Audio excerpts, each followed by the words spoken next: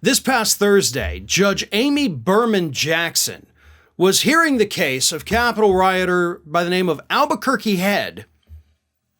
Weird name, I know.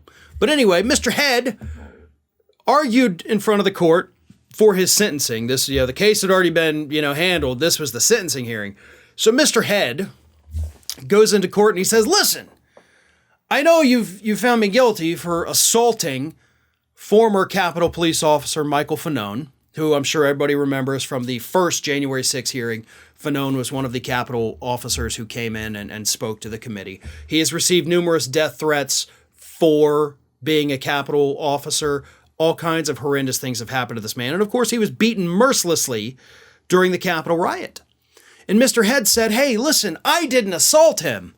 What I did, I was trying to grab him and take him away from the people who were assaulting him.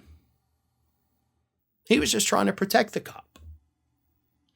But unfortunately for Mr. Head, there's video evidence that shows the exact opposite.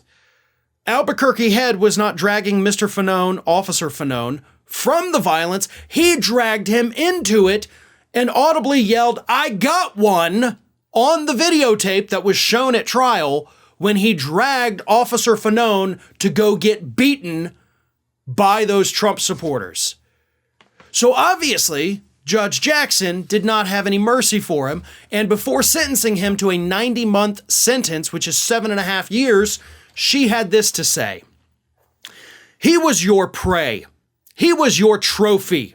He was protecting the very essence of democracy, the peaceful transfer of power after a democratic election. He was protecting America. That's who Officer Fanon was. That's what Officer Fanon was doing. You made decisions over and over again to go after him and not disengage. That's a pretty brutal smackdown from Judge Berman. Along with, of course, as I said, the 7.5-year prison sentence, which is the second longest given to any Capitol rioter.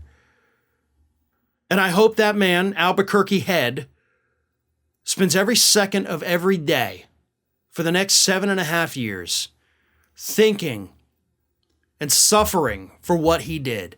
Mental anguish is what I want. I'm not asking for physical suffering. I'm asking for mental suffering for this man, because I want him to feel sorry for what he did. I want him to understand the gravity of what he did. And so does Judge Berman, because Judge Berman didn't stop there. She then addressed the entire court and let everybody know what was still happening in this country. She said, quote, "The dark shadow of tyranny, unfortunately, has not gone away. Some people are directing their vitriol at Officer Fanon and not at the people who summoned the mob in the first place." Now, I don't know about you, but it kind of seems like she's singling out somebody else, somebody not in that courtroom. Those who summoned the mob. Now, might that be a reference to Donald Trump, who told those people before they stormed the Capitol to go and fight like hell? I think so. And I don't think Judge Berman was really even trying to hide that. But these Capitol rioters, what we have seen from them in their defenses is just absolutely disgusting. And a lot of these morons, because that's what they are, seem to forget that most of this is on video. And they try to argue that, oh no, what you saw isn't what actually happened. Video doesn't lie. But apparently the Capitol rioters sure as hell do. Hey everyone, this is Aspen. And did you know that for the low cost of $0 per day, you can subscribe to the Fair and Balanced YouTube channel.